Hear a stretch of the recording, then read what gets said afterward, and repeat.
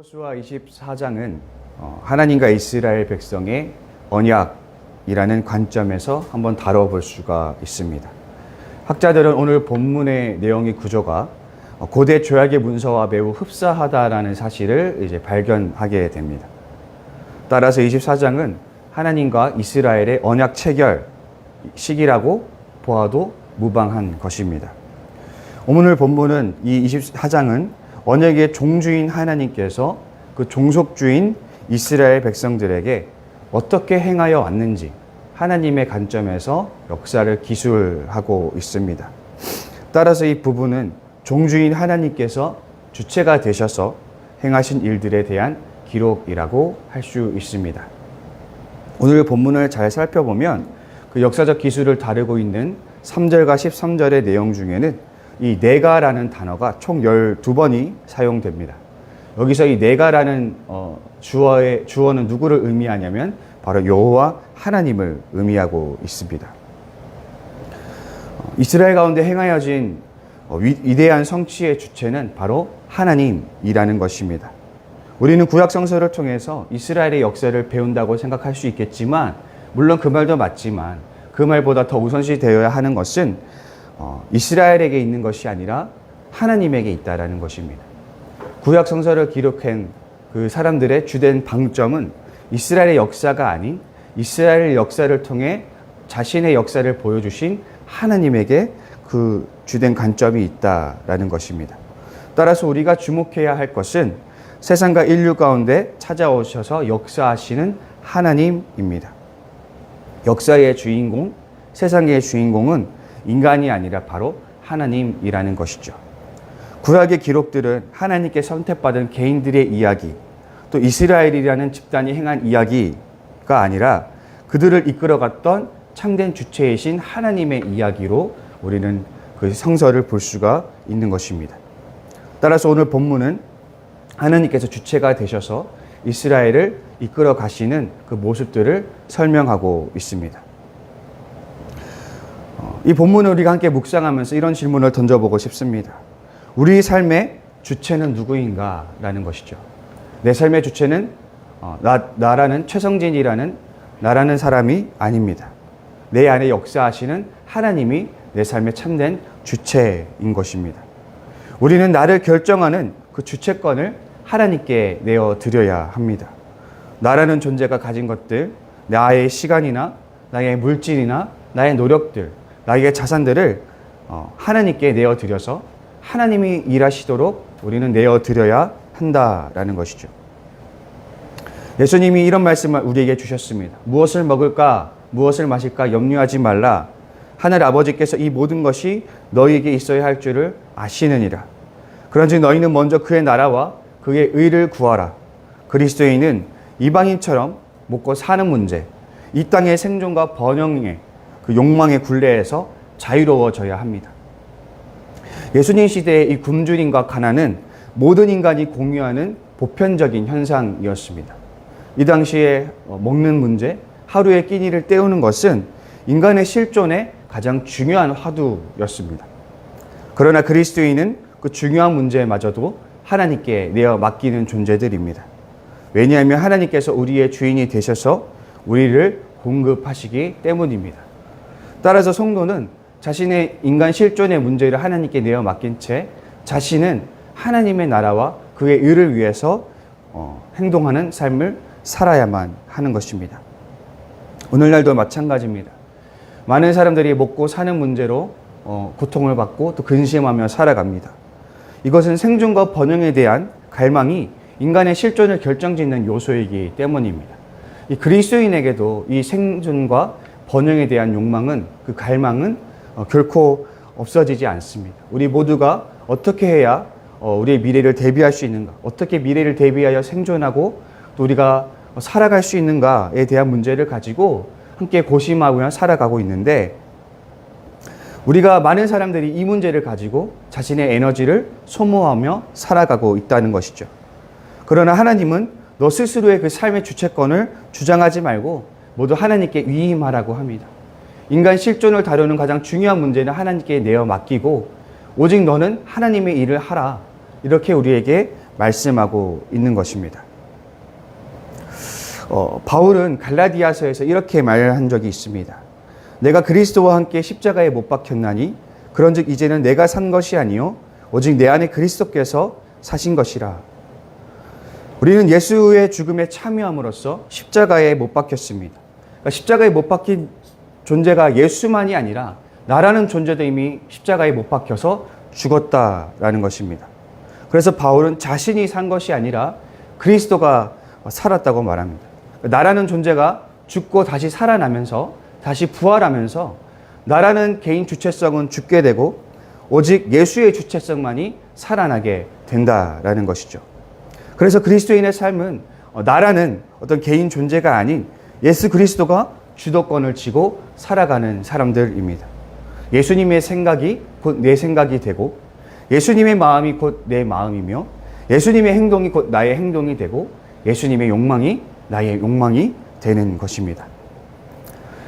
따라서 우리의 생각과 우리의 행동과 우리의 모든 그 말투 모든 것들이 예수에게로 비롯되는 것입니다. 왜냐하면 우리 안에는 나라는 존재가 죽었고 오직 예수 그리스도만 살아있기 때문입니다.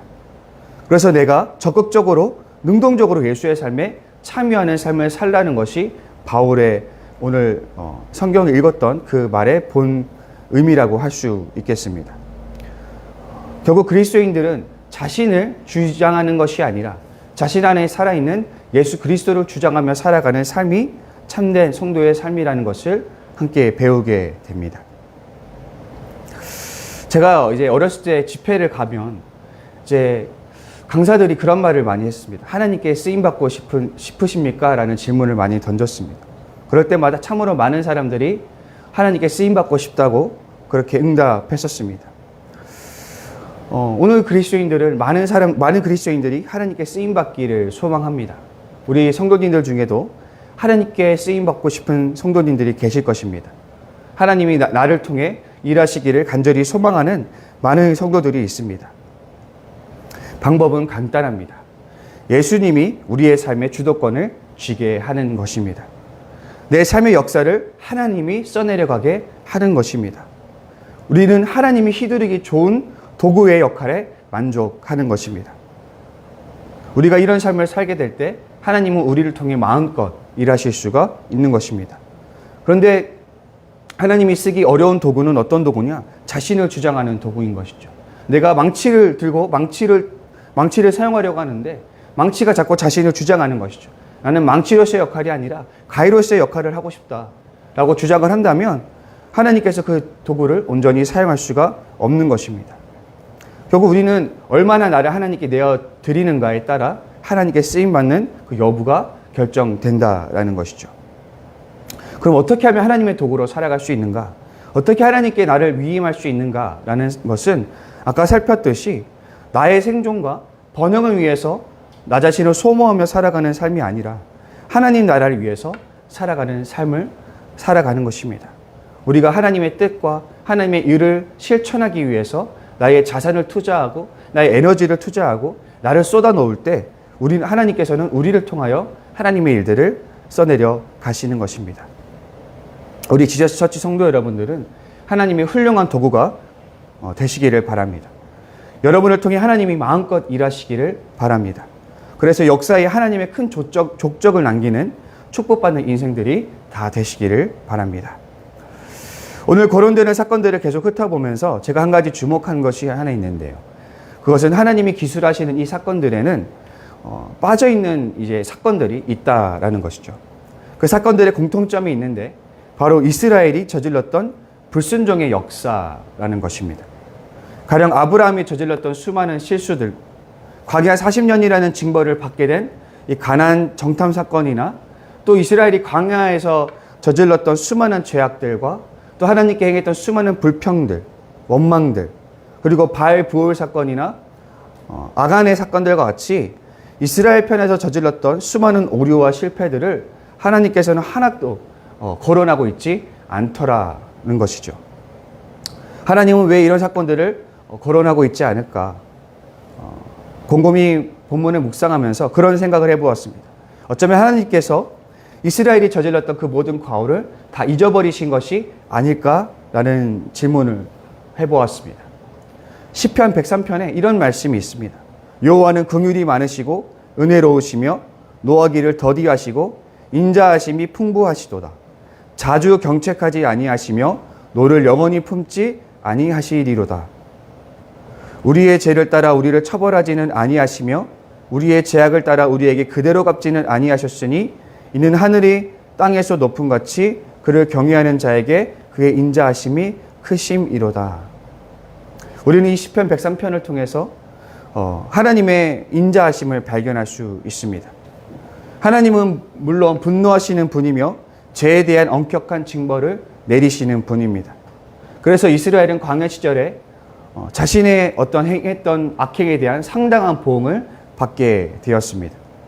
그러나 동시에 하나님은 또한 자비로우신 분이기 때문에 자주 경책하지 않으며 노를 영원히 품지 않으시는 분입니다. 무엇보다 하나님께서는 죄를 잊어버리시는 분이라는 사실입니다. 우리는 이사야서나 미가서를 통해서 하나님의 망각하는 속성에 대해서 함께 발견할 수 있습니다. 이 두 예언서들은 장차 올 종말의 때 하나님의 나라를 예언하고 있는데, 그때 하나님께서 하시는 일들이 어떤 일들이냐? 물론 많은 일들이 있지만 그 중에 하나가 이스라엘이 저질렀던 그 모든 과거의 죄악들을 잊어버리신다라는 것이죠. 특히 미가서에서 하나님은 어떤 존재로 묘사되냐면 인간의 죄를 땅에 밟으시고 바다에 던지시는 분으로 묘사되고 있습니다. 죄를 발로 밟아서 완전히 으스러뜨리는 것으로도 모자라서 그 죄들을 저 깊은 심해로 던져버려서 가라앉게 만들어 버리신다라는 것이죠. 그렇게 되면 죄는 더 이상 흔적도 남지 않게 되는 것입니다. 마치 처음부터 없었던 것처럼요. 하나님의 이런 행동들은 하나님의 자비하심을 나타내주는 심상들이라 할 수 있습니다. 하나님은 죄를 지적하시며 분노하시며 징벌하시는 하나님이지만 하나님은 동시에 또 죄를 용서해 주시는 분입니다. 오늘 본문에서 이스라엘이 저질렀던 그 수많은 과오들이 생략된 것은 이미 하나님께서 이스라엘을 용서하시고 그 죄를 잊어버리신 탓이 아닐까라는 생각을 해보게 됩니다. 요한복음 3장 16절의 말씀, 너무나 유명한 말씀이죠. 이는 하나님께서 메시아를 보내신 이유가 온 인류를 심판하는 것에 있는 것이 아니라 구원하는 것에 있다는 것을 우리에게 알려줍니다. 하나님은 예수 그리스도를 통해서 우리의 모든 죄를 해결하셨습니다. 이로써 하나님은 우리의 모든 죄를 도말하셨습니다. 그리고 우리를 의인으로 삼아 주셨습니다. 이로써 하나님은 인간을 용서하려는 자신의 강렬한 의지를 천명하신 바가 있습니다. 제가 어렸을 적에 하나님은 그저 심판하시는 도덕적 신, 무서운 엄벌을 내리시는 그런 신으로 여겨졌었습니다. 그러다 중학생이 되어서 어느 수련회에서 하나님을 체험하고 나서는 생각이 바뀌었습니다.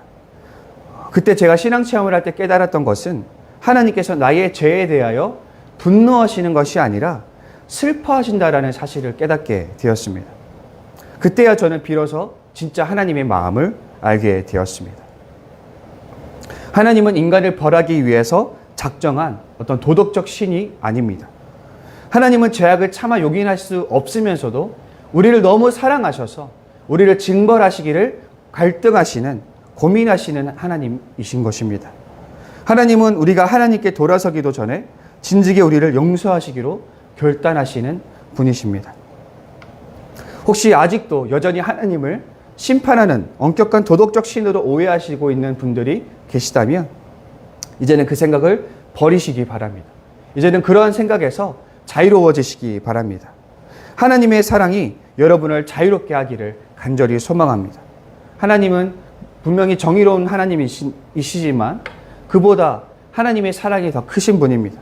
그래서 우리를 언제나 용서하시기를 작정하시고 우리가 조금만 뉘우치는 모습만 보인다 할지라도 우리를 용서하시고 우리의 모든 죄를 저 바다에 던지시고 다시는 기억하지 않으시는 그런 하나님이십니다. 그리고 오히려 우리를 품어주시고 안아주시는 하나님이십니다. 그 하나님의 사랑이 여러분을 자유롭게 하기를 간절히 소망합니다. 여러분을 얽매고 있는 과거의 그 죄악의 굴레에서 여러분을 자유케 하는 은혜가 여러분들에게 있기를 바랍니다. 그리고 이제는 그 사랑에서 쉼을 누리며 안식을 누리며 그 하나님의 사랑에 기뻐할 수 있는 우리 모두가 될 수 있기를 간절히 소망합니다. 우리 시간 함께 기도했으면 좋겠습니다. 이제 우리가 성탄절 예배를 마쳤고 이제 송구영신 예배를 앞두고 있는 26년을 앞두고 있습니다. 하나님, 이제 송구영신 예배 또 앞으로 26년의 사역을 주님께 내어 맡겨드리오니 주님이 주체가 되셔서 이 지저스 처치를 마음껏 사용하여 주시옵소서. 위에서 기도해 주시고 또 우리 지체들 가운데 아프고 연약한 지체들이 있습니다. 수술을 마친 우리 손정희 장로님과 지속적으로 치료 중인 김대경 성도님, 그리고 안간선 장로님, 박만호 성도님, 우리 정우란 전도사님, 그 외에도 또 아픈 지체들을 위해서 이 시간 기도해 주시길 바랍니다. 또 그리고 각자가 가지고 나오신 기도 제목 가지고 함께 기도하실 텐데 우리 이 시간 주기도문으로 신앙 고백하신 뒤에 기도의 자리로 나아가겠습니다. 하늘에 계신 우리 아버지, 아버지의 이름을 거룩하게 하시며 아버지의 나라가 오게 하시며 아버지의 뜻이 하늘에서와 같이 땅에서도 이루어지게 하소서. 오늘 우리에게 일용할 양식을 주시고 우리가 우리에게 잘못한 사람을 용서하여 준 것 같이 우리 죄를 용서하여 주시고 우리를 시험에 빠지지 않게 하시고 악에서 구하소서. 나라와 권능과 영광이 영원히 아버지의 것입니다. 아멘.